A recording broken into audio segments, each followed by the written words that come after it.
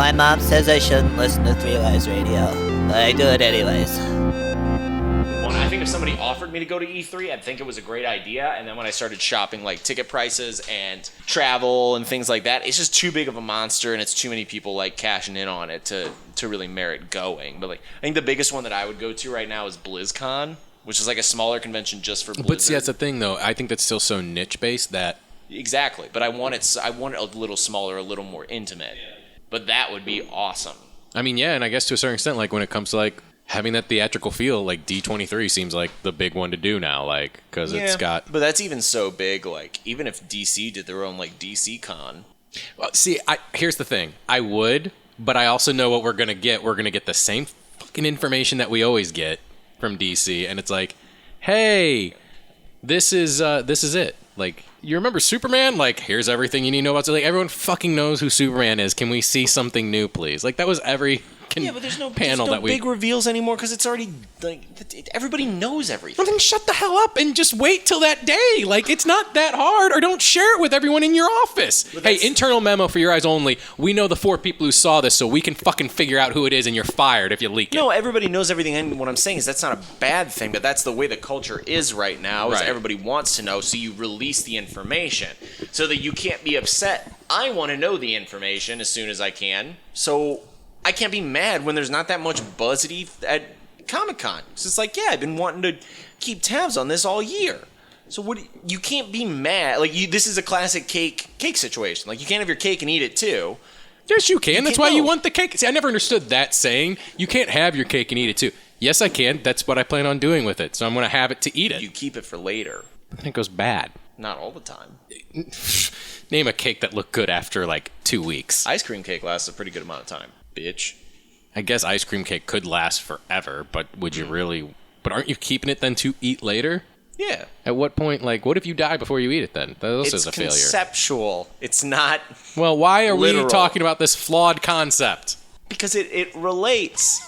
You can't want two things that are mutually exclusive to each other. So you can't ask for the content and then get bummed out when there's one day where there's not like a massive release of content. Like, we've been giving it to you all year. Yeah, but don't you have like a bunch of stuff special saved up?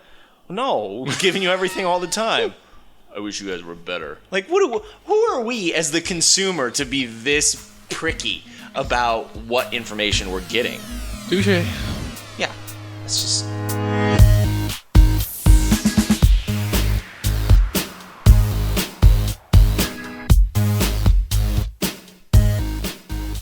Welcome to Three Wise Radio, a podcast where we talk about movies, video games, comic books, TV, technology, the internet, and pretty much everything else media related. My name is Joe Greller. I am joined as usual by Garrett Welker and Sam Pixley. How are you this week, guys? Doing great, Joe. Just great. I've never felt so alive. Why? I don't know. Okay. Good to know. Just trying to bring the energy. Yes, and the energy has been feel brought. Happy 4th of July week to those in America, and you know what? If you're outside, America likes to impose its will, so happy 4th of July to you too. Yeah, I guess that's true. We'll be doing a little bit of patriotic movies here later on, and we'll be going back on the movie train with Baby Driver, and lots of trailers to get through for the movie train this time around. I think possibly the best batch of trailers we've had in quite some time for the movie train. There wasn't a clear-cut winner in my head to me, right off the bat. I'm worried though, because a lot of the movies, I was telling Sam this when we got out of the theater, like a lot of these movies seem like movies that we're going to see anyways. Yes. So some of them are off the table. Yes. Yeah. Which always makes our decision a little bit more easier. So we'll see. But first and foremost, some headlines this week, starting with the Batman director Matt Reeves promises a new war-driven detective movie. Filmmaker Matt Reeves dropped some knowledge on us when he was doing some press releases for War of the Planet of the Apes, and in a chat with New Trailer Buzz via Bat News, Reeves explained that he was a big fan of the... What? He exclaimed, "I'm a big fan!" He was talking about how he's a big fan of the DC superheroes as a child, as he was with the Planet of the Apes film series, but he drew the comparisons between the Dark Knight and the protagonist of the new Apes trilogy, Caesar. Quoting, and he said, "I see a parallel emotionally between Caesar and Batman in that they're both characters who are tortured and trying to sort of grapple with themselves to find a way to do the right thing in a very imperfect and to some degree corrupt world. And so it's really that emotionality that I'm interested in."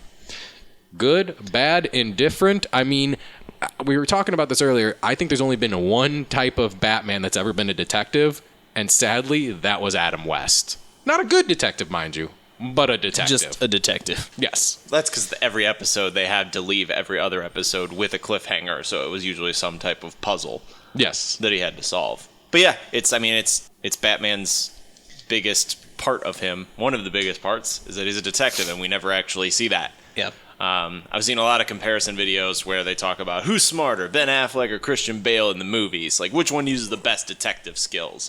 I was like, Ben Affleck shows him doing a little more research and kind of like sleuthing. And Christian Bale, he cuts a brick out of a wall and then like puts it in a machine and it makes a bullet. Yeah, actually, there's a really- little bit more detective work in the Bale movies than we think. There's the bullet one.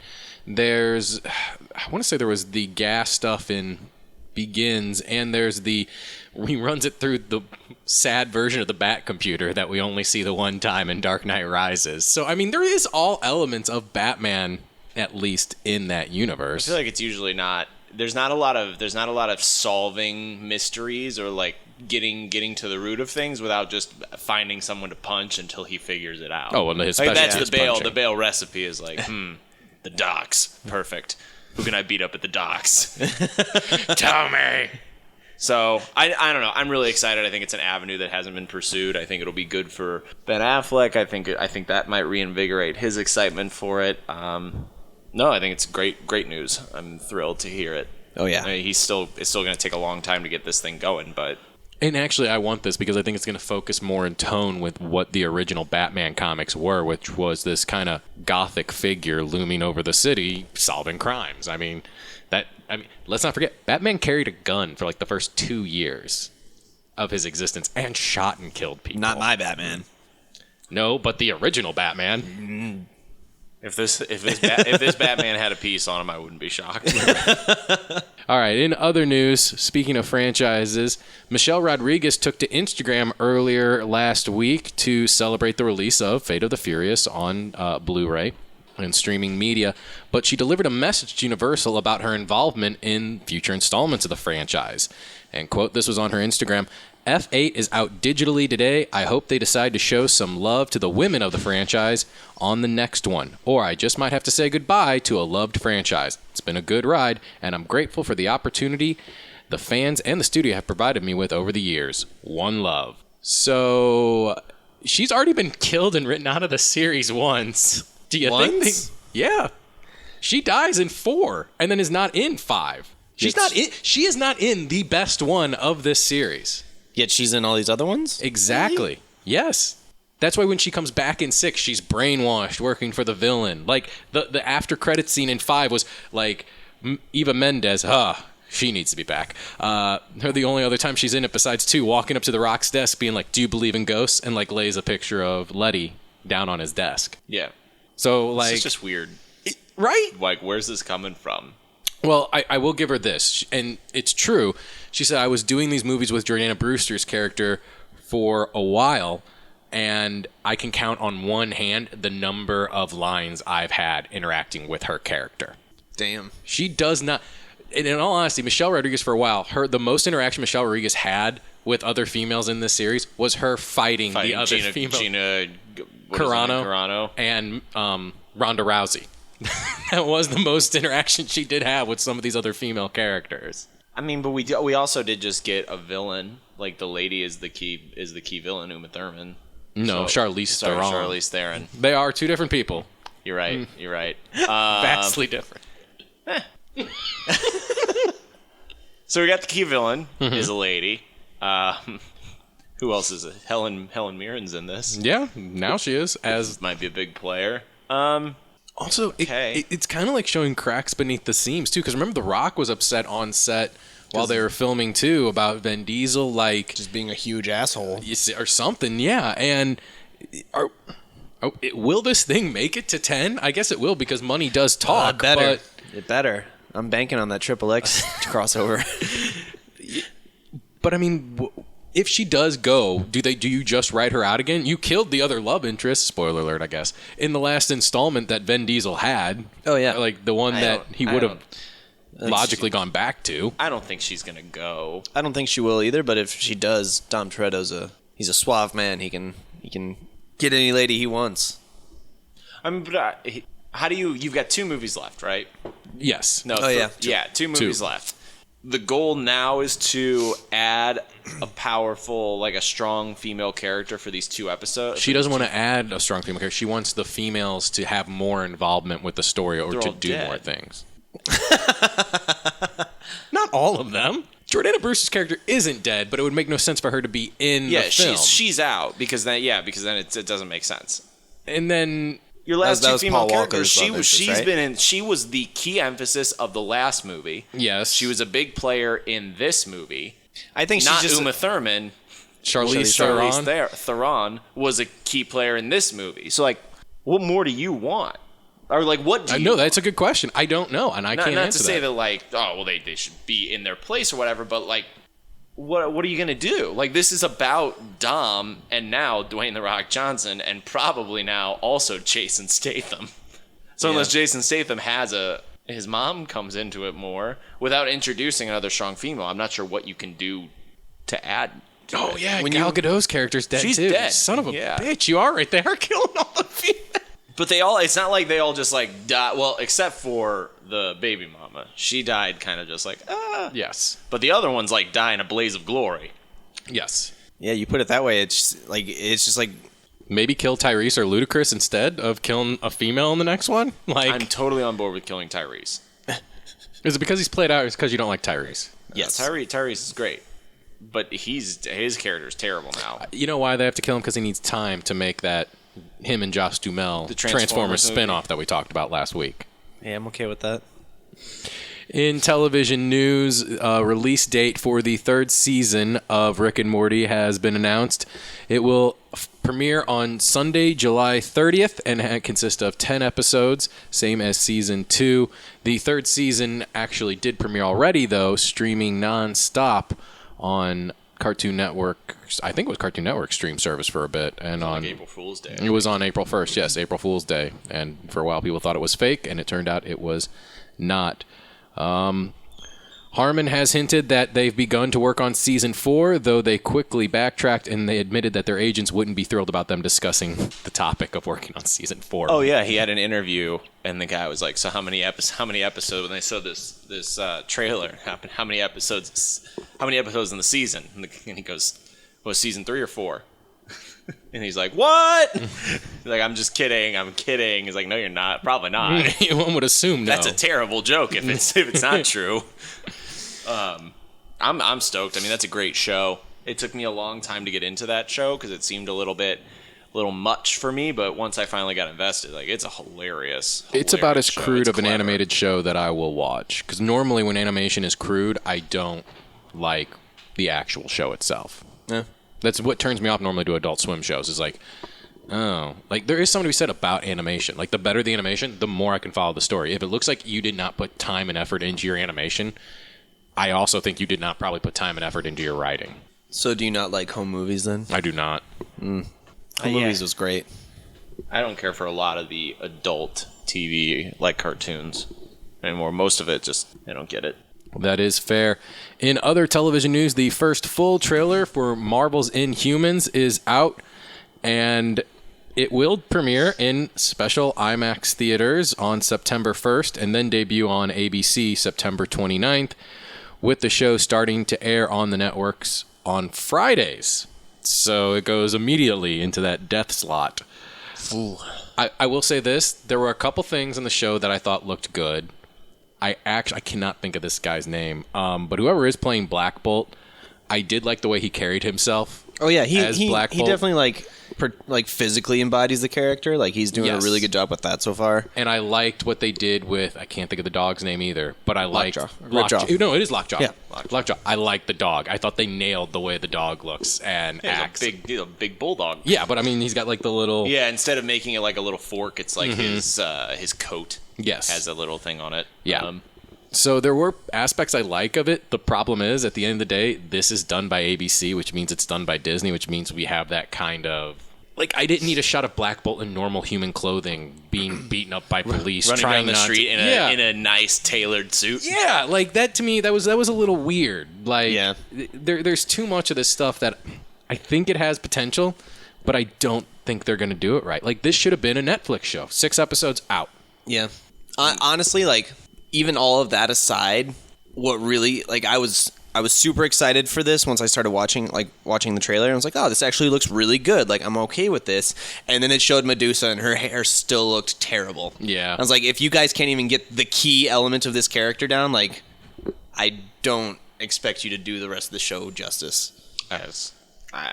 How bad do you think it's going to bomb the premiere in theaters? I think actually they're making a mistake shooting in IMAX for budget, like where it's looking like now for budgetary reasons. I think they're going to either not have the budget to make IMAX look good, and so if anyone goes to see it in IMAX, be like, wow, That was lackluster. yeah. Or they're going to put all the money into the IMAX shots. I think most realistically, you're going to go and see it, and there's going to be like 6 scenes that they spent all their money on for like the IMAX moments. Yes. And it's going to be really dumb because you could already see like 3 of them in the trailer. And then they will just not have the money for the back half of the season. And They won the money probably for episode 2. I just think I don't know what they're going to do with Black Bolt. He's a tough character to nail. He's someone who should just be featured in a... He's also so powerful. And in this one, Very like... powerful. I don't know. I'm interested to see what happens. But I'm not going to watch it. In other Marvel news, Marvel Studios president, the Kevster, as we've stated, that is now his name on the show, has revealed that the sequel to Spider-Man Homecoming will mark the start of Marvel Cinematic Universe's 4th phase, and revealed a little plot detail about the 2019 movie. Speaking to IO9, the Kevster explains that the yet untitled follow-up film, that was the 4th Avengers, coming out on May 3rd, 2019, will basically conclude the 22-movie overarching narrative that was the Marvel Universe. After that, Homecoming 2, or whatever it turns out to be called, will start the next phase. So much happens in Avengers 3 and 4, as you can imagine, and so much is affected by it that we felt what better person to hold your hand and lead you into the next incarnation of the MCU than Peter Parker. So, I mean, It's the right play. yeah, strategic-wise, it makes sense. And it's a great way to take it from like... Because you have to settle down after Avengers. So I think that's a great way to, when inevitably like all the old Avengers kick the bucket or retire or whatever it is they're going to do, I think it's a great way to like settle back down. Let's go back to the streets and see how people rebuild from whatever just happened. And it seems like Parker is probably the best gatekeeper to be able to do that. Oh, yeah. And all these movies are going to take place over the next year, because they also confirmed that while this takes place during Peter's sophomore year, the second movie will take place during his junior year of high school as well. So it's it's one of those things of, it's kind of keeping on the same theme of like, how do you go through something like Civil War and then go back into like your normal mundane everyday school? He's like, so then how do you, by the same token, go through something like Infinity War over your summer break and be like, all right, time to go back to high school? Like, Yeah. Well, they said he was barely going to be in Infinity War, if at true, all. sure. Well, he's going to be in it. He doesn't need to be in space. You say this, but then who does need to be in space? If you're writing a Marvel space comic book, who do you put up there? The other people. Thank you. So All the other ones. Captain America. Nope. Oh, yeah, but with a bubble helmet. Why can't Spider-Man have a bubble helmet? He's got class. I think he's too young. Too young to be an astronaut? Yeah. All right. He doesn't have the training. I don't know. I mean, You'd be better off training some oil drillers. I think it makes sense to try and keep him closer to the ground for when you do eventually have this turnaround. I think it makes sense to me. But that's just Probably. my opinion. In other kind of Marvel news, 6 untitled Marvel movies will be coming out due to 20th Century Fox throwing out release dates. According to Box Office Authority, the releases are scheduled as followed: June 7th, 2019, November 22nd, 2019, March 13th, 2020, June 26th, 2020, October 2nd, 2020, and March 5th, 2021. It's safe to assume that one of those release dates will be the third Deadpool movie, as well as an X-Force movie that they're trying to get off the ground. There's also now speculation that for the fifth time, Gambit is back in pre-production. Oh, God. As they're still trying to get that off the ground. Deadpool 2 is slated for a June 1st, 2018 release date, with Dark Phoenix, the next main installment, I guess, in the X-Men series, slated for a November 2nd, 2018.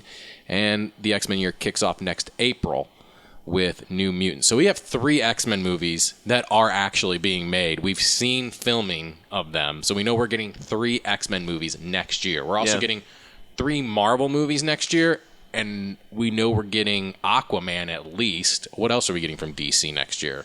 The second Justice League, I think? No. That doesn't come out in 2019? Are you sure? No, I don't think so. Because Or 2018? They're still figuring out what they want to do with that. Okay. Yeah. Something else. I can't remember what it was, though. But we thought we had a lot of comic book movies last year. Yeah. That's 7 already there.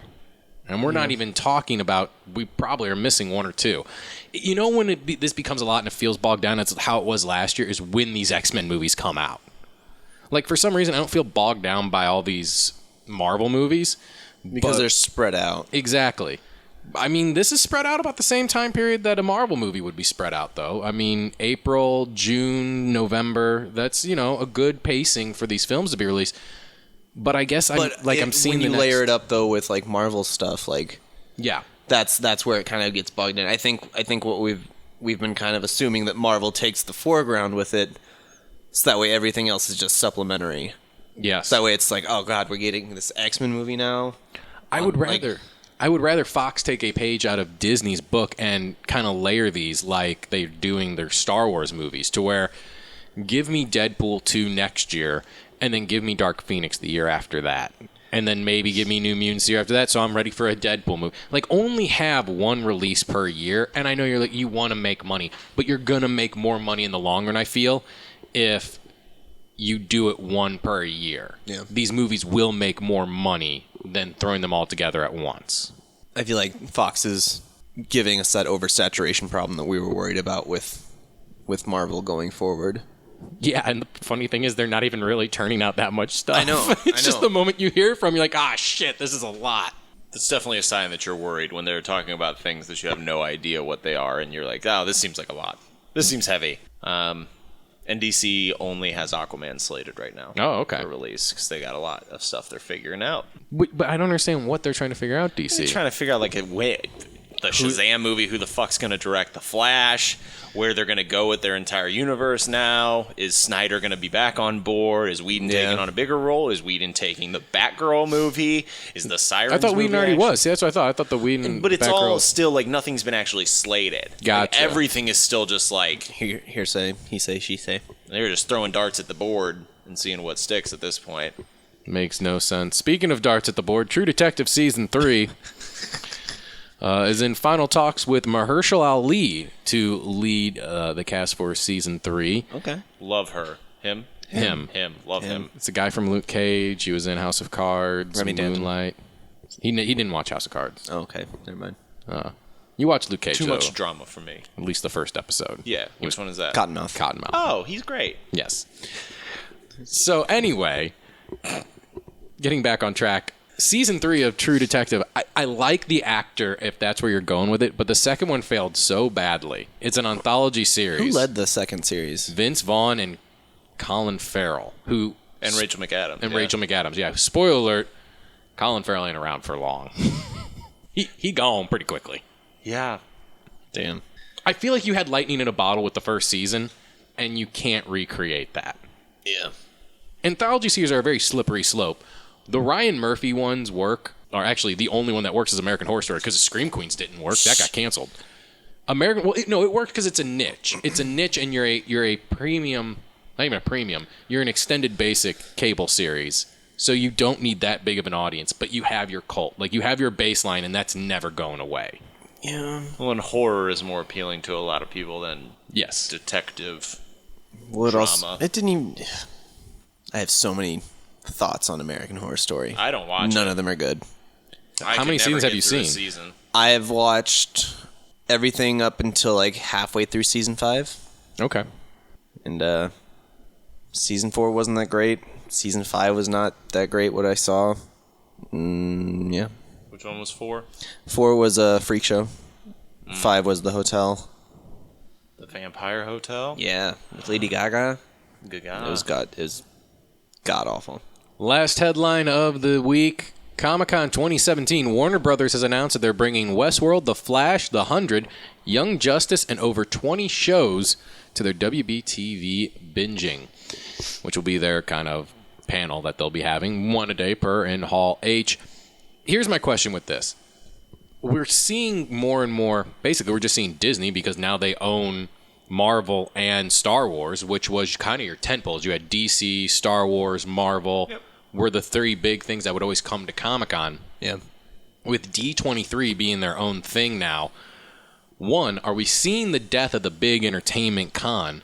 And 2, is this a good move by DC to just basically stake claim to San Diego Comic-Con now and be like, okay, they're doing D23, this one's ours, we don't have to pay out of pocket for our own costs for our convention, thanks for stopping by. Yeah, Yep. you might as well. Yeah. And are you okay with that? Because that also means now that basically San Diego Comic-Con, which ironically is spelled SDCC, yeah, so like, oh, that works out perfect. Seasonal DC Comic-Con. Basically. Something. Yeah, and they just renewed for another like 4 years in San Diego or something too. So, I mean, Yeah, who cares? as a con goer, are you okay though? I mean, but I'm a little let down by this. Like we talk about this every once in a while on a past cast. Like going to the C2E2 now, it's not that big of a deal anymore. Going just- to the New it's a York Con, it's not different that thing. big of a deal anymore. It's a different thing. Like I don't go for the scoop anymore. I go to shop. Yeah.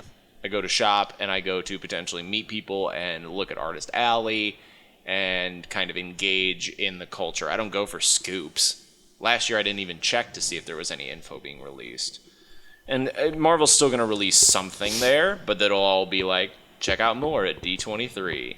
yeah. So yeah, I mean, who cares? It's just not what it was. It's going to be a different animal, but this thing is getting so big nowadays that it's not sustainable to have it in one convention. Yeah. We talked about that on our E3 coverage a little bit too, was that E3 over the last little bit has been a little bit rougher, but this year was actually really good. So they might be able to bring it back and kind of resurge with the Comic-Con too, but everything's just getting too big for its britches, and so much information is coming out via the internet nowadays anywho that it's lost relevancy. Well, also, like, at least what I've noticed, a lot of stuff that's been released at Comic-Cons that were, like, exclusives got leaked beforehand. Yeah. Yes. Either like got leaked beforehand or like the moment it happens, like somebody's live, somebody's posting it, like it doesn't matter like whether it's exclusive or not, like you're gonna see it. Yeah, I mean, I kind of want it more for like the show. It's not that I know something that someone doesn't. I think there is something to the big panel hubbub of seeing the trailer there. Yeah. And I do like it when immediately that they release the trailer then after. Like, I remember all the time, that used to be my thing. I would try and see all the trailers that was released, and this is before YouTube, so you wouldn't even get to them like in a normal video. It was like some handheld camera that someone was holding up, and you're hearing all the audience cheer, so you can't even hear all the freaking things the trailer said. Yeah. But yeah, I don't know. I think like we said, I think it's a smart move by DC, but it's just makes me sad as a con goer. I used to want to go to San Diego Comic-Con. Now I'm kind of like, I don't know if I want to deal with that I hassle. mean, I still say we should go at one point. I would go just to say I've been, but I But don't there's need to nothing spend all that impressive there. money. Patriotic movies coming up in just a bit, but first, we're back on the movie train with Baby Driver next. All aboard! Let's call for Three Wires Radio.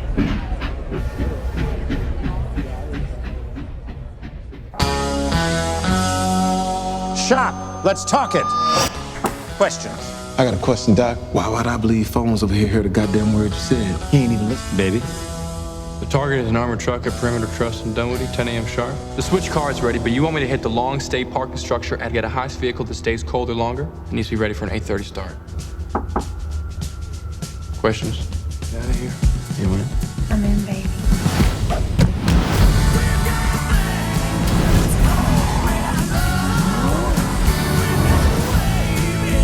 24 hours from being descended upon by this entire city. Have you been talking about us? Supposed to squeal on the road, not to the cops.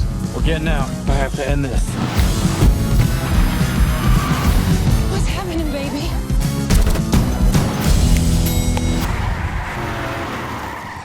I'm sorry, ma'am. That's some Oscar shit right there. We don't need no letter at all. We've got the thing that's called red eye love. We are finally back on the movie train to see Baby Driver, which we had to defer from our last movie train, which was Life, because we only had 3 trailers for that one. Side note, Colossal is out, got great reviews though, but it never had a major wide release for us to be able to see it. But I'm looking forward to seeing it one day because the reviews on that have been spectacular. Yes, I read what happened in it. Okay. It's not gonna change the game. I thought you were going to tell me your feelings on it after that. I did. It's not gonna change. It's not gonna change the game, but it seemed okay. I said a high pitch. That is my statement. It's an emotional, guttural response. However, Baby Driver starring Ansel Elgort. Yes. Okay. Is it Ansel? Ansel Elgort. Ansel Elgort. I don't believe you. Anyway, Lily James, Kevin Spacey, John Hamm, Jamie Foxx, John Barenthal, Eliza Gonzalez, and even Flea, who I'll say, because that was, for little as he was in, it was a good part. Directed and written by Edgar Wright, and the first thing I will say is this is an Edgar Wright film. Don't believe it. From start to finish. Oh, yeah. But I know why I now think that, and I'll get to it as we go through this. First impressions of the movie. This movie was good. I don't think great. I don't think the trailer was a great representation of what the movie was. I think that it was probably going to do it a slight disservice with people thinking it's going to be more of a comedy than it was. But I really liked it. It wasn't his best work, but I thought it had a lot of heart. Here's the thing, though. I feel like with Edgar Wright, especially you, that's my favorite movie of all time. Yeah, you're never going to be able to say that. I think you have to take that one out of the equation if you're going to go, not his best movie, because nothing is ever going to now be his best movie. I think he did a really good job of creating something different. I wouldn't compare this to anything. Mm-hmm. It had some humor. It had drama. The music did what I wanted it to. Yeah. But it didn't really kind of fit any mold. So, but to say that something breaks the mold is a little too much of high praise for this. I wouldn't say that this was a groundbreaking movie, but it was very original and very unique, and I really enjoyed the experience of watching it. It was about as artsy of a film as you can get without it actually being an artsy film. without it feeling pretentious. Mm-hmm. Didn't feel pretentious at all. No, but it is clearly an artfelt film because mainstream took a lot of liberties with the music itself and some of the shots and that's another thing. This film is shot beautifully. Yeah. The quick cuts, there's a lot. It's how we were talking last week about The Rock and everything. There's a lot of tension there sometimes, even when there's not a lot of action that's happening. And honestly, the car chase sequences in this film, the best I've seen in a long time. Fast and Furious could learn something from this film because they have not done anything like this in a long time in the Fast and Furious movies. Yeah. I had a really good time with it. I really liked it. I really liked all. I mean, where do you want to steer us, Joe? I honestly have no clue when it comes to this. I really liked the characters. Honestly, I was very invested in their relationship. Nothing about this made Baby seem like a superhero. I didn't feel like he was an overpowered individual. You felt like he could die at any point. Yeah. I felt like get his ass beat, or he didn't do any feats of strength or beat somebody up with a pipe or do any kind of Fast and Furious stuff. Just seemed like a very capable young man. Lily James seemed Lily James. Seemed just a very heartfelt, very kind individual. Her character was probably, I'd say, one of the more shallow, I guess. There wasn't too much there. It was pretty shallow. There wasn't too much there. She was just a woman that wanted to get away from the world. Yeah, we didn't focus much on her. You know who I loved, though, who actually shined for me? John Hamm. Oh, yeah. Yeah. He did a great job. He was some of the most compelling villains that I'd seen because they did a good job of being like, you know what? This guy's actually pretty cool. Even though he's a bad guy, he's pretty cool. But then that classic thing that a lot of people skip out on is that yeah, the villain's cool and he's buddies with Baby and is kind of nice to him and defends him a little bit. But as soon as Baby gets in his way, there it goes. And he becomes, and you remember, oh yeah, this guy's a piece of shit. Yes, there's a reason he is how he is. Yeah, he's only good to you when you're not in his way and you're helping him out. And I thought he did a great job of doing that. And I thought the script really lent itself to him shining. And it's kind of funny because that's almost what John Hamm always excels in, is those everyday roles. It's like he brings a lot of character to something that is a normal guy. Yeah. To a certain extent, like he's not going over the top and creating a character of like, he's always got genuine. Yeah.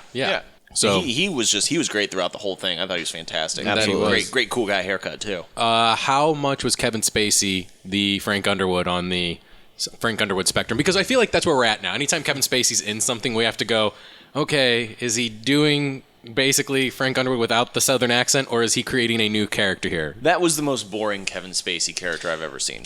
But I think it was okay too. It was fine. It was serviceable, but it wasn't like, oh man, Kevin Spacey rocked it in this. Yeah, he was definitely a lot less of a big player than I thought he was going to be. He served his purpose. Yeah, I would relate this, I guess, most to like 21, which I do love that film.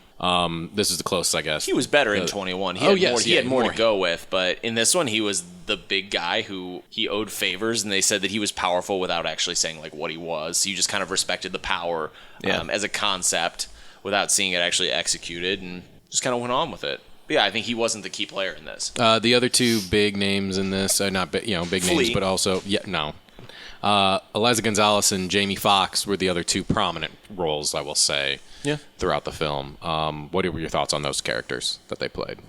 Bats and Darling, I think was. Darling had a fairly small role too, but she was along the same vein of. I mean, honestly, her and Ham, like, I enjoy it because it was almost like a modern day Bonnie and Clyde thing. Yeah. I definitely enjoyed like their relationship, but as a whole, I don't think she played that big of a part. Yeah. Bigger part than John Barenthal. But he was great in it. Sure. I mean, but yeah, it definitely went Baby, Ham, Jamie Foxx, Lily James, and then everything else kind of flushed out. Yeah, but I thought Fox was pretty good. Again, his character didn't have as much depth as Baby or John Hamm, but or I guess Buddy is his name in this. Yes, but I enjoyed him too. I thought everybody did a good job. I thought it was a good display of criminals, of like just like the criminal aspect of it. Yeah. Now here's where it goes, and I honestly think if it wasn't Edgar Wright, sadly, this would have bugged me. But it took me a second to figure out what was happening as we got through the movie. The movie seems almost normal to where real life has real life consequences. A equals B equals C. Sure. But then the last third of it gets almost American Psycho. Like I'm waiting for an ATM to say, feed me a cat, because like crap's just exploding and like things are happening. You're like, okay, where is other people at this point? Because the police should have been here already. Like things are happening, things are moving. How are you still out and about? What happened here? And I forget that that's Edgar Wright's directing style because I'm so used to, is it the Neapolitan trilogy that they call it, or Cornetto, thank you. The Cornetto trilogy, I'm so used to that, but those are all set in like a fantasy version, but it's a very similar thing. Where like it starts off very normal, very real life consequences, pacing, and then boom, the third act is a rapid escalation. Yes, and it's wild, it's fantastical, but you go, oh, there's zombies. Oh, it's a spoof. Oh, there's aliens. Here there was no plot device to be like, oh, there's this. So honestly, like when I see the third act for like a second, I was like, man, he's going to be dreaming this, and we're going to jump back to like, because he gets an ultimatum earlier in the film of like, are you in or are you out? Yeah. And I thought we were going to jump back. I honestly did for like a quick second, like we were going to jump all the way back, and like this was him playing everything out in his head of what could happen, because it just kept escalating and getting more and more ridiculous. But then like after I thought about it for 2 minutes, I'm like, oh no, this is Edgar Wright's directing style. I don't dislike it, but it took you out of the picture for a second. Exactly. You have to remember that this is what Edgar Wright does, and he does it very well. Big flourish at the end. So if that's a little jarring to you, just go into that with that in mind, and I think you'll like it a lot better for it. So, all right, because we're not going to spoil this movie. We want people to see it. What are our ratings, though, on it? Go see this movie in theaters. We're seeing it in theaters? Yeah. Sam? Yeah, I would see it in theaters, and I think that it deserves a non-matinee purchase, so I would see it at any time. I was going to say, at minimum, see it in matinee. Mm-hmm. But, like, No, I agree. I think if you're getting tired, especially of like the superhero, big budget blockbuster tentpoles, but also don't want to check your brain at the door, I think this is your movie to see. Yeah. This is what used to be a summer movie blockbuster, a tentpole summer movie before we got bogged down with superhero franchise every month. It's not as, again, I would warn, it's not as funny as the trailer makes it appear to be a comedy, but you do get attached to the characters. Yeah, and it's there were a very couple moments entertaining. where I was very concerned for characters. For Deborah and Baby? Yes. All right. Okay, but as is with the movie train, we now have to look at all the past installments of... No, actually, no. We have to look at all the trailers. I was going to say past installments of the movie train. I'm like, that's a cast for... That's a cast for another time. But no, we have to look at all the trailers. So, Garrett, what could possibly be our next stop on the movie train? So, just going in order of what we saw. We saw Wish Upon, which is that horror movie. Comes out in July. Do we want to just go into detail as we go, or just you get 7 wishes, and she wishes for a mean girl at school to rot, so she starts rotting. And oh my god, actually, the wishes have a cost, just like every other movie ever. These movies all are this horror kind of element. Everything is starting to look the same. Yeah. And it's kind of starting to bum me out. This looked pretty good, but like this Annabelle, the Conjuring, it's all starting to bleed together. I think some of it's the way it's shot. They all look the same in the trailers. Yeah. But I will say this. The premise of this had like kind of almost a Final Destination or like the monkey paw type scenario where, good things happen, but there's always a bad consequence to it. So I'm intrigued by it. I don't think I'll go see this, especially in theaters. If we don't pick this for the next installment, but it's something that I would add to my Netflix queue, and I'm actually curious to see what the story is. I mean, I'm not going to hate it if this is what we end on, or like an evil genie, like that's kind of cool. I think that I'm okay with the decisions they made, but it is all starting to bleed together. Yeah, I'm not gonna say no to it. Like I said, that one comes out in July. Next, we saw Ingrid Goes West, that movie with Aubrey Plaza that didn't really give us a lot to go on. No, Aubrey Plaza being Aubrey Plaza. Has she been typecast as basically crazy woman? Just like kind of over social norms, lady. Yeah. Honestly, when this trailer started, I thought it was like another Carrie movie. Oh, yeah. I mean, that's the thing. Is it a horror movie? We don't even really know what it is. Because she's been promoting. I follow her on Instagram, and like she's been promoting the shit out of it. It's definitely not a horror movie, but I'm not really quite sure what type of movie it is. I think it's like a post-adolescent coming of age story. Yeah. Okay. For all of those millennials that are still trying to find themselves at age 30. Actually, I think that's what it is. Millennial starts at 1985, so we're just now turning 30. Right, but I think that's what it is. Okay. Honestly, though, this trailer didn't look bad either. Like, it didn't look bad. I'm not but rushing I was to see it. Not into this at all. See, I was intrigued by it. It was a good trailer because I was like, I want to know more about this. I want to know more about this, but at the same time, it didn't give me enough to want to choose it for Movie Train. All right, I think as of right now, Make-A-Wish is still winning.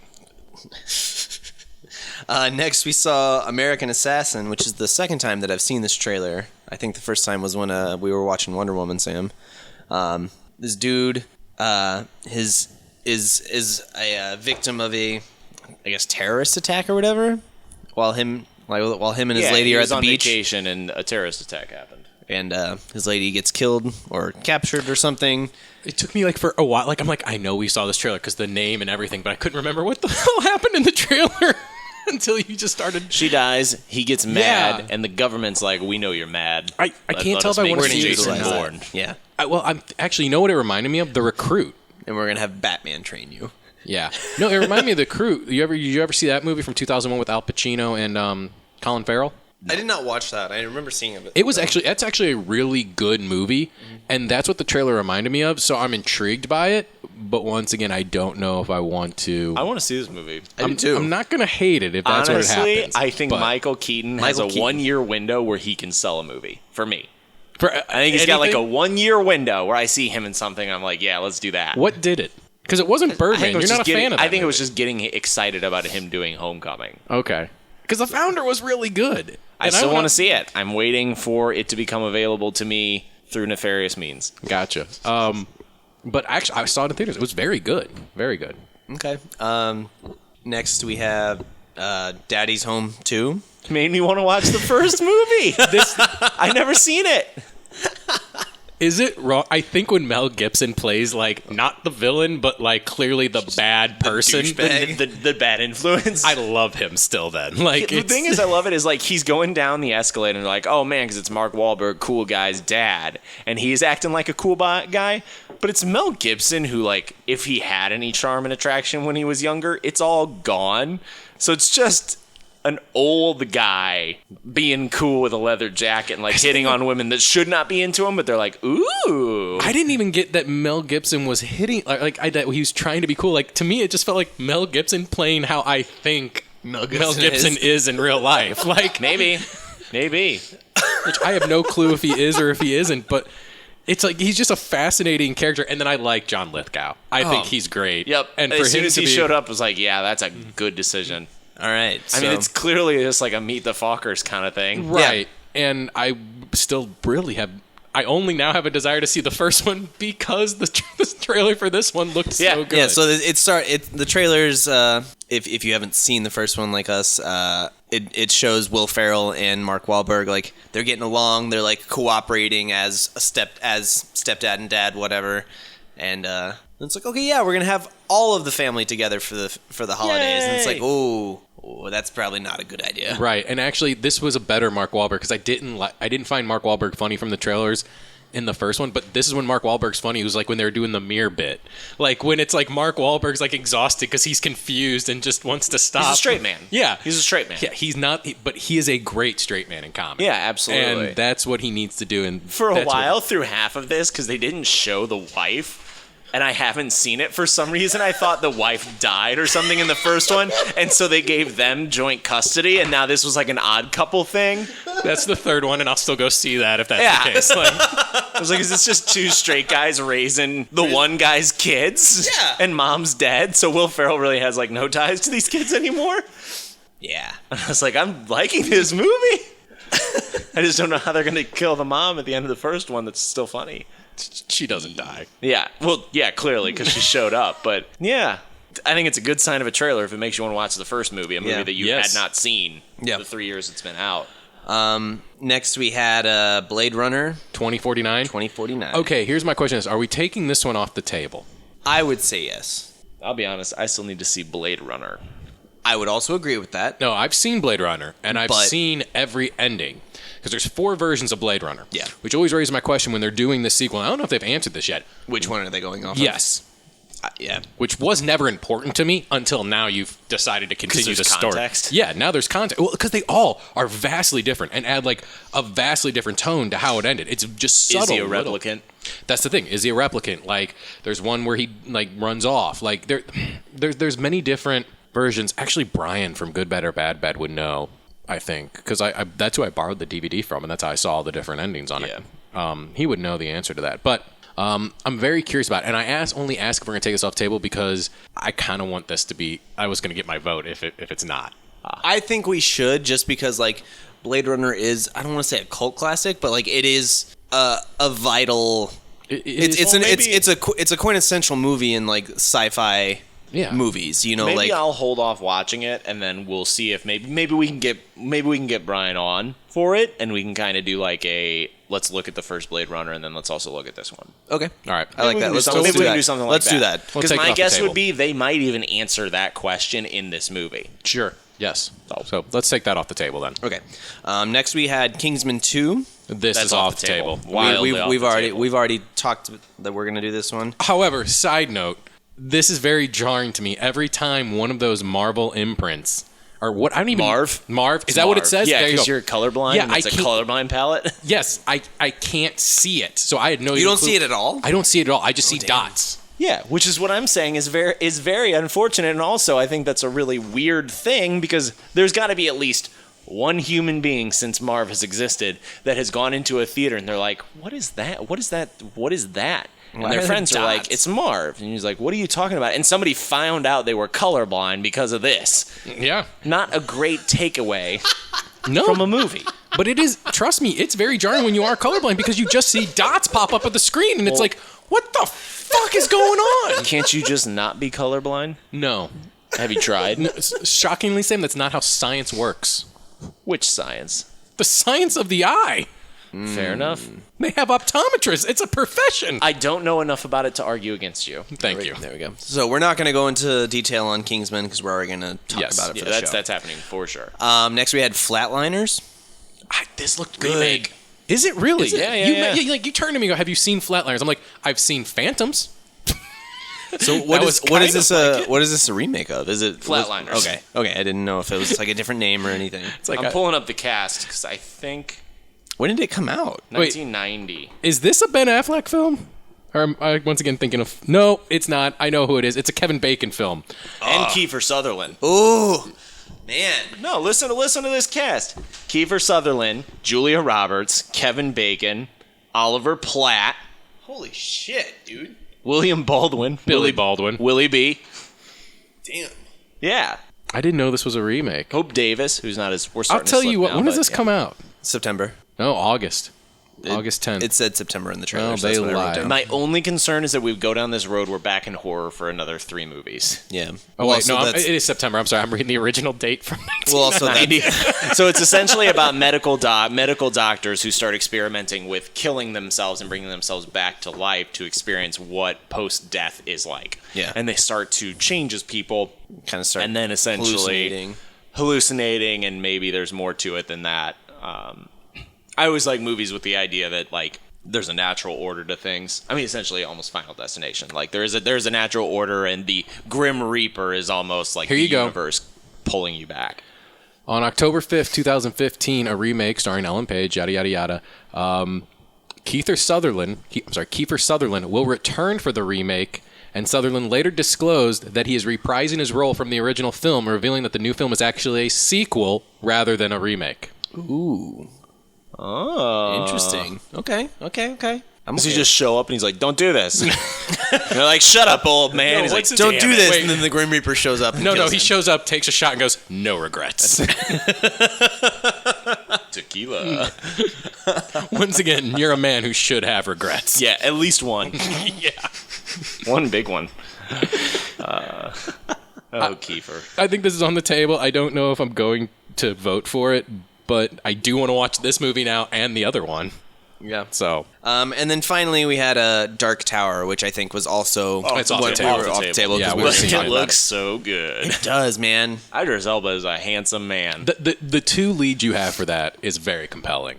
Right now, McConaughey is still in that realm where he can do no wrong somehow. And it looks like he's got a little bit of his western, or like Oh, his yeah. southern accent Why back. would you not? Did you tell him that if you walk with him, you die by my hand? It's like, ooh, Tell me more. yeah.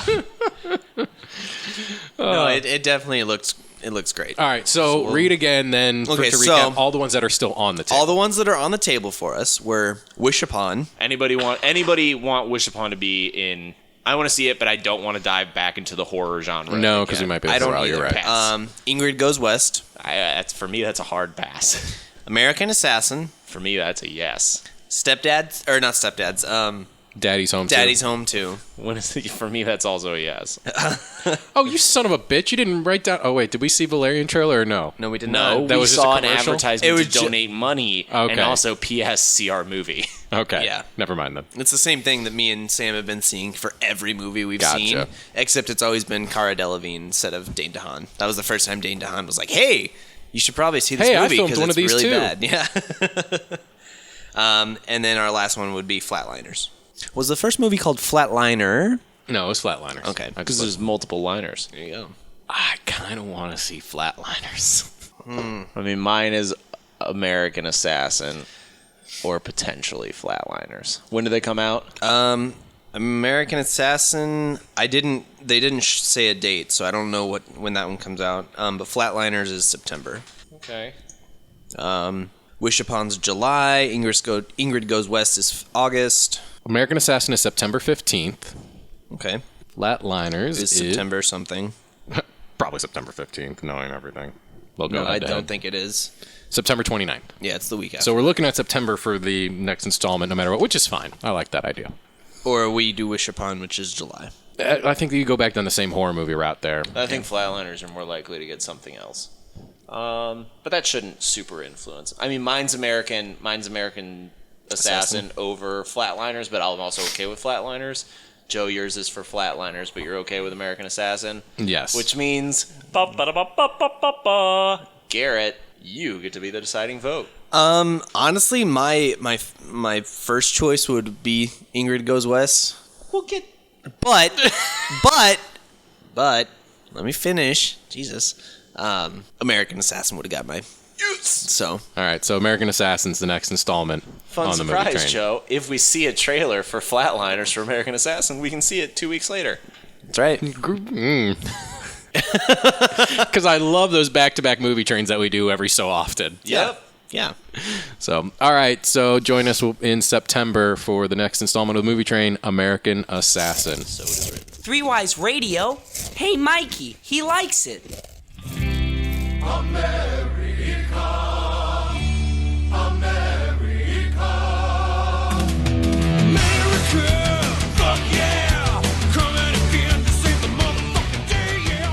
Sadly, I did not. Do you want me to say it again? You can. It's too late. I mean, there's no reason for America. Wait, what? That's not what you said the first time. There's definitely a reason for America. That is not what you said. Sorry, let me How just rewind that. There's no reason for America. Yes, there is. You don't need a reason. Yeah, see, that line now only works if I have your lead-in line of there was no rhyme or reason to how we were going to attack this segment. And then you said, there's no reason needed for America. This is why you just let in. Yeah, I mean, you can just say like America. We attack things at will. There we go. Do we? You know what? Let's not turn this into a political podcast. No, we will not. However, happy 4th of July to all of the American citizens out there on our shores and abroad. But it's got us thinking. We tried this segment last year. Clearly it didn't work that time. Probably won't work this time. We just never posted it last year. Yeah. So our Independence Day sequel review, which you can hear on one of our casts. I want to say it's our 90s cast. I took a clip of it, but oh my god. That's a lost episode that I don't know if it will ever see the light of day, sadly. Let's hope not. That and our James Bond competition. That was actually up. Not a long time, but that might come out again at some point. However, since it is 4th of July, we thought we'd take a look back at patriotic films, specifically 2 patriotic films, Independence Day and The Patriot, because in my personal opinion, these are the most patriotic of films. Can you think of another, I can't think of a more patriotic film, sadly, than The Patriot. Braveheart. You're probably thinking of a more Mel Gibson-y film. No, it's hyper patriotic. It's not like America, but it's swelling with patriotism and individuality. For and Scotland? Like yeah. Not for America. Right. Patriotism is not an innate American value. So wait, are you telling me that the Patriots are not America's team? No, because they're not patriotism, best done by America. Because of all the fireworks and all the boom booms. Snakes and sparklers, baby. Sure. It's not just ours. Okay, can you think of a more American film then, I guess I should say, than The Patriot? Oh, no. Absolutely not. No, it's the best one. Released in 2000, starring Mel Gibson, Heath Ledger, Gregory Smith, and a man by the name of Trevor Morgan, which is an inside joke for us here on the cast. I don't get it. I don't get it. We know a Trevor Morgan. Is there a guy named Trevor Morgan in that? Yes. Oh, all right. I didn't get the joke. He stars as he's the younger son. So perfect. But anyway, directed by Roland Emmerich, which may surprise you because normally so shitty. No, well, because he does these giant blockbuster films where disasters usually happen left and right. For example, he did Independence Day as well. So the 2 most American films in our mind are done by Roland Emmerich. I think there's something to be said about that. Man's American as fuck. He also did 2012, so he knows about daddies too. He does know about daddies and the qualities that make the best daddies. Another inside joke. Thank you for joining us this week. We like to look and see who are the best daddies in film. It's a thing we like to do. Yes, we do. Anyway, The Patriot coming out in 2000, kind of like was one of the last Mel Gibson films where Mel Gibson was still like Sane. Yeah, yes. Well, we don't know what was going on behind the camera. So, but it's one of the last films where like Mel Gibson is a huge draw, and this is the film that actually puts Heath Ledger on the map because he's great in this. Yeah, and it's his first like real prominent role, and then A Knight's Tale comes out because I think he did like 10 Things I Hate About You, but other than that, like he hadn't really been in many American films up to this point. And then he does A Knight's Tale a year after this, and for what kind of is like the second lead almost in The Patriot. And plays a big part with spoiler alerts obviously for these movies. If you haven't seen these movies have been out for a long time. If you haven't seen them, shame on you. Yeah, go see them. So we will be talking about these in full discussion. But dies halfway through and is the big turning point. That's of the actually film why itself. I give The Patriot a nod, is that this is one of the biggest movies that's not afraid to kill off characters. Like, this is a very unforgiving movie in that aspect of that it makes this man what he is and what he has to do. Yeah. I feel like movies nowadays, children just don't die. Yeah, well, I mean, the entire plot of the film is I think his youngest dies, and then Heath Ledger dies. Yeah, because it's one of the best lines in movies. It's not the best line, because we all know what that is. But one of the best lines in movies, the very end, is when he's... I mean, we won't get into it now, because I'll tear up. We'll keep going. I don't know the line, but... Are you kidding me? I can't think of it off the top of my head. It's him, and evil Jason Isaacs is the British guard, and it's all about finding out who the better man is, and then he yells, I guess I was the better man, and then Mel Gibson kills him with what? The American flag, stabs him with it, and says, my sons were better men. And then America wins.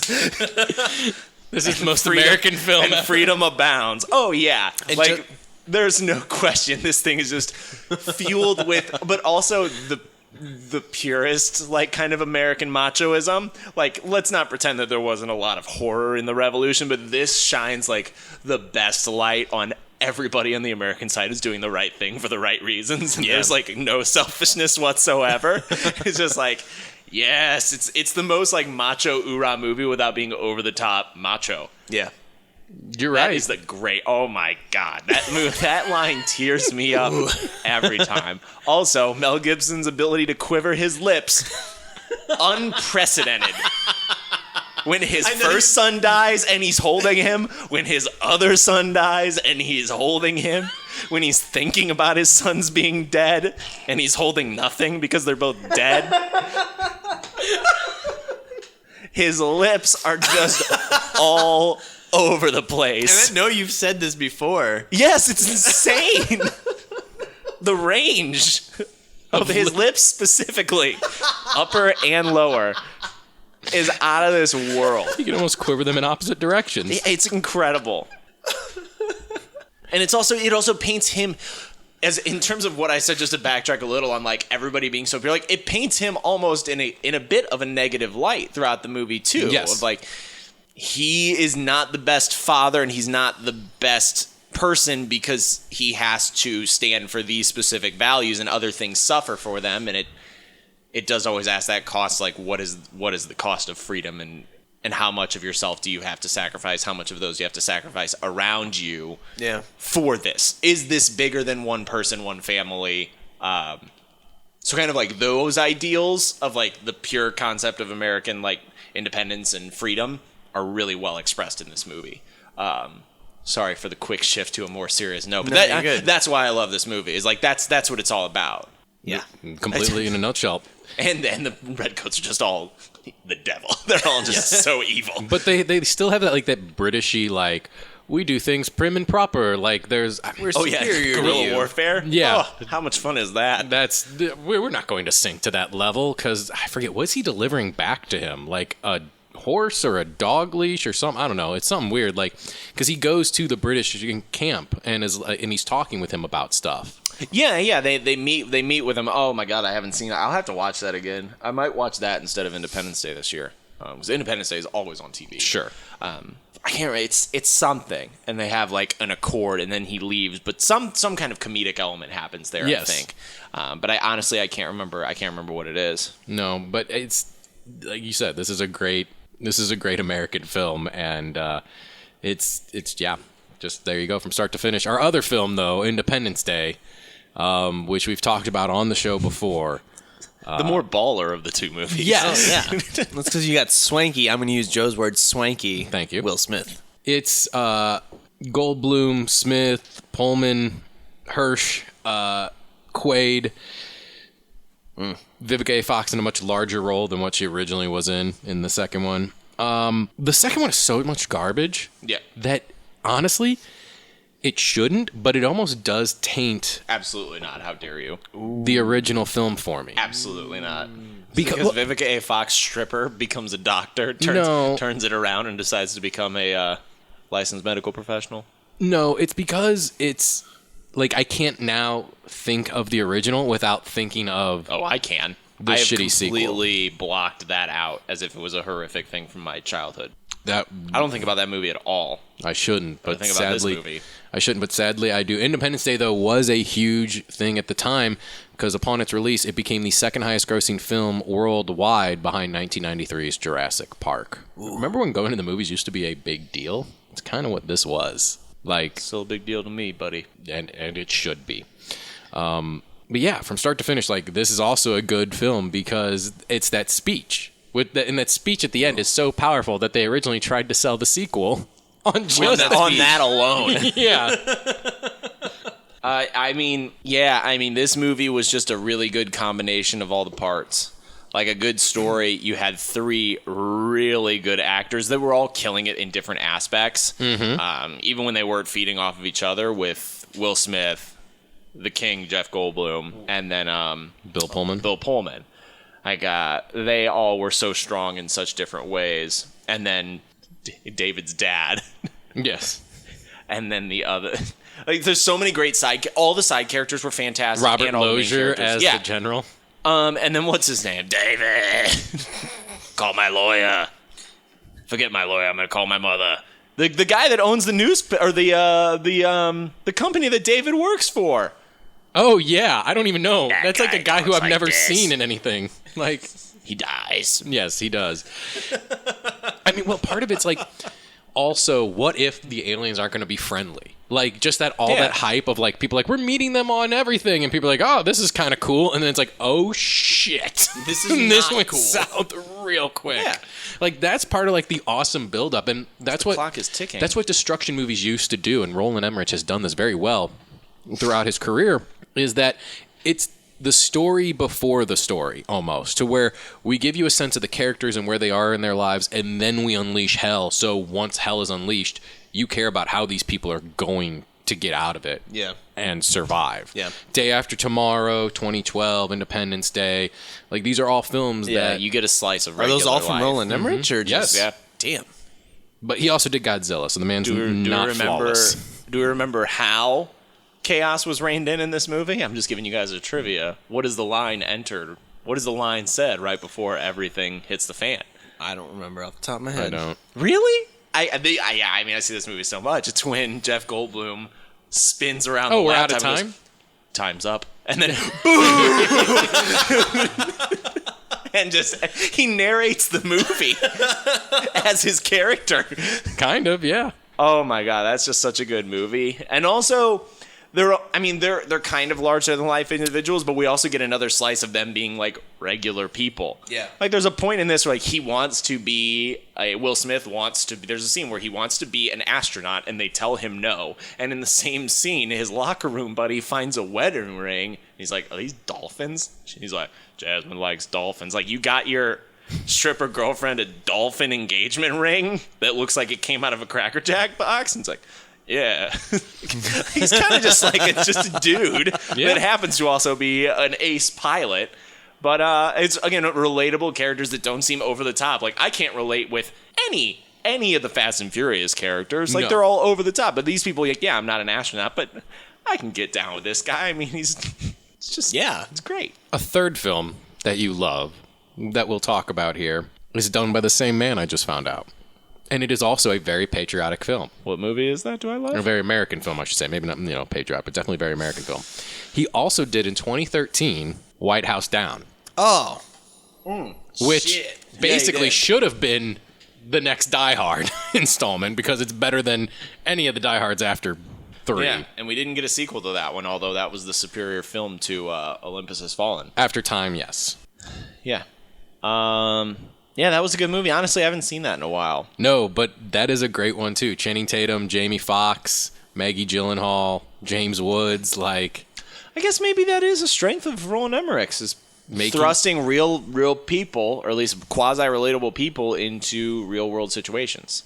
Yeah, because Channing Tatum also like wasn't wildly impressive. I No, mean, it's almost the Die Hard He element. keeps getting rejected by the Secret Service. It really is like the Die Hard element of Yeah. like, this is like the first one. This is just a guy. And you're like, yeah, we don't get that so much anymore. Everybody's got to be like a super hyped up, talented assassin. It's like we become so oversaturated with movies and stuff that we need people to be wildly exceptional for us to have any interest. But yeah, I guess he does a pretty good job of stepping that back. So I haven't thought about that.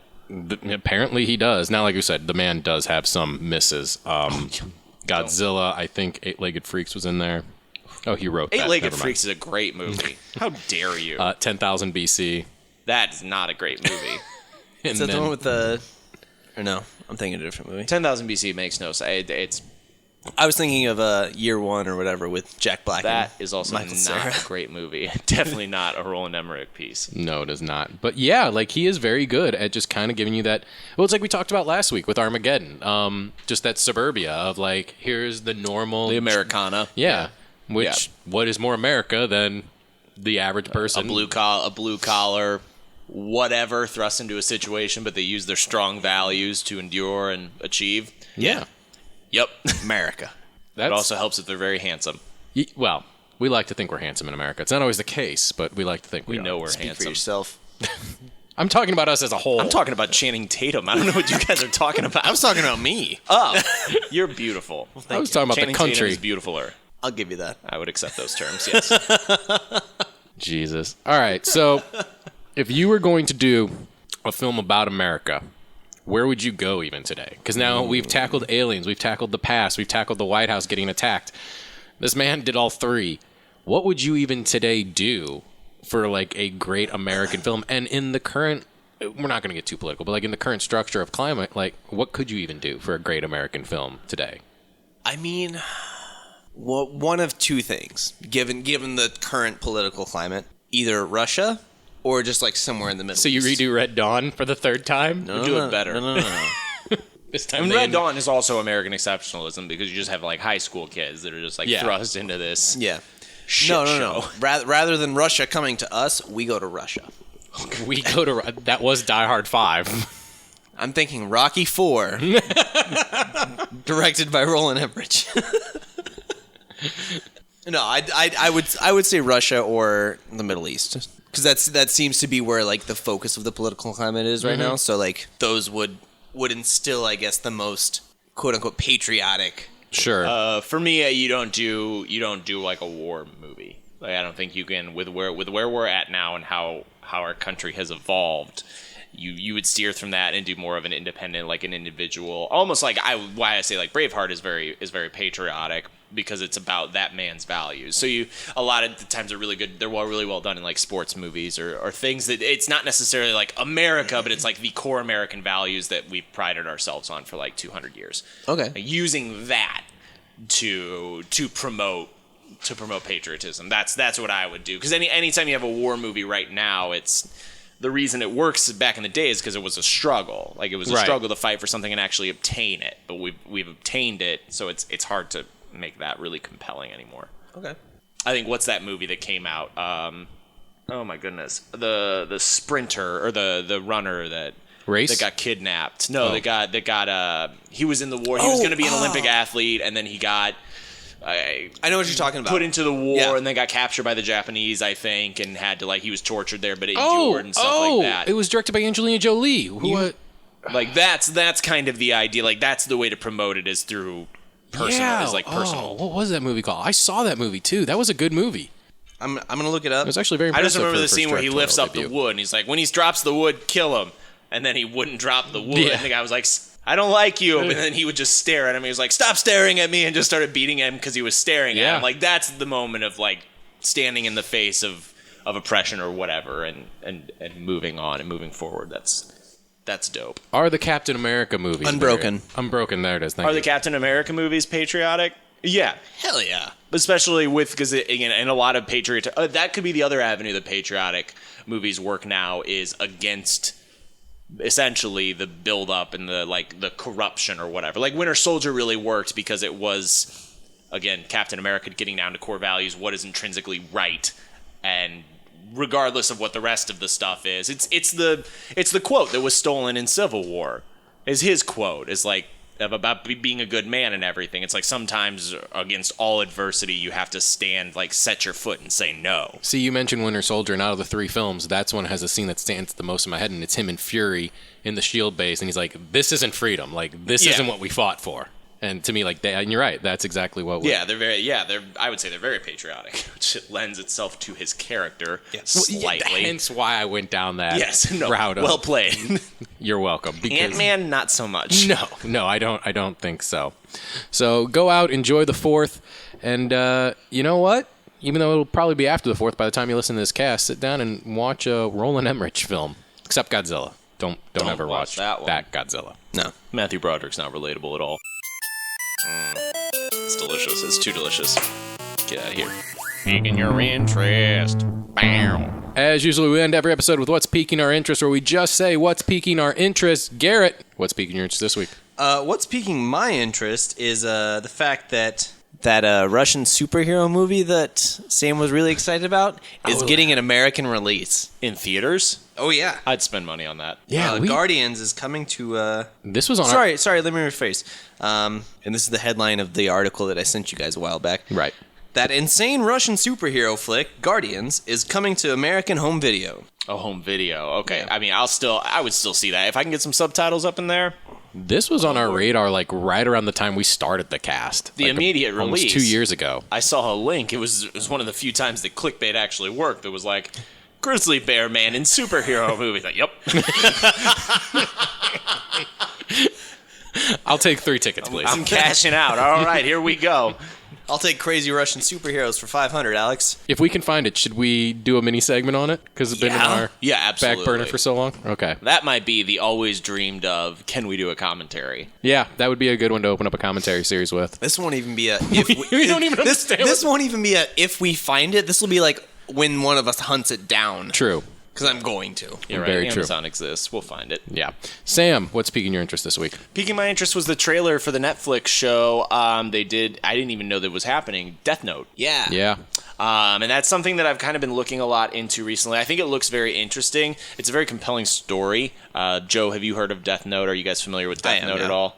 Yeah. Yes. Okay, you are familiar. Okay, great. So I've been wanting to get into anime in some way, shape, or form because there's a lot of stuff that I've wanted to read. I'll give you a list. So I'm starting to look at where I want to go, and Death Note seems like a very compelling one. But I thought the trailer looked really good. I thought from the characters, I know a lot of anime because I do a lot of research, but I haven't actually sat down and read it. And all the characters looked fairly accurate to what we were looking at. There were a few obviously distinctions. I thought really Defoe looked really great as Ryuk or something like that. Yeah. So I think that looks really cool, and I'm really excited to see it. Absolutely. Joe, what about you? What's piquing my interest this week is the Spider-Man movie premiere of Homecoming was crashed by an unexpected source. In since-deleted Instagram post, Hannibal Buress tweeted out, "I need a lookalike with solid comedic timing for an event tonight. Pays $500. Email pics to..." And then he wrote down his address. Yep. And then, sure enough, there was a man out on the red carpet answering questions as Hannibal Buress at the premiere. Looks nothing like Hannibal Buress. No, like in the vaguest of forms. Hannibal Buress has since called it extreme FOMO, which stands for fear of missing out. But yeah. So a man was able to crash the... you know what? I actually like this. I don't know why. It seems like a very Hannibal Buress thing to do. Like, he's just popular enough to be in these movies and to get invited to these things, but he's like, you guys don't really want to talk to me. Did you see his quote on it? No. Oh, his quote, because people are now following up with him about it. And he said, "If I went to the red carpet and did 20 plus interviews, you wouldn't have reached out to my publicist. This is clearly working. It worked way better, and I didn't have to fly or anything. I was able to do my job I was scheduled to do and still promote the movie in a way that was way more effective than I dressed up and went to the carpet. It's a win for me, win for the studio and the movie, and it's a win for the guy Joe that did it. Yeah. Yeah. Honestly, this reminds me. There's a music artist named MF Doom, and occasionally, and like there's a big controversy because for a year and a half, I think it was, like he would hire people to go and like perform as him. Yeah. And like it was just like a big controversy because it's like, well, that's not the MF Doom. That's not what I paid the ticket for. And it's like, is it? You paid a show. You paid for a show. Exactly. Best part is that the studio did not. They knew that he was booked and couldn't go. They did not know that he was sending that guy. Perfect. Yeah, that is a great marketing play. Hannibal Buress is in my top 5 for sure. Speaking wonderful of human. Spider-Man Homecoming, we will be reviewing Spider-Man Homecoming next week. So we'll have a little bit of Spider-Man segment for you, along with a special guest, MC Spider-Man. Jackie Bradley will be joining us next week as well. Also, look for a Jackie Brady will be joining us as well. Also, look for a 0.5 episode where we'll go a little bit more in depth into the movie as well next week. So that's going to do it for us this week. Don't forget to check out our sister podcast, Movie Versus, which comes out every Thursday. Also, if you need your Star Wars fix, Beyond the Blast Doors is around the corner. And if you don't like our take on It Was Baby Driver, good or bad, you can check out Good, Bad, or Bad, Bad. They did a review of it, yeah. They did a review of it as well. We'll see you next week. 3 Wise Radio is a production of 3 Wise Media. For more information, check us out on Facebook.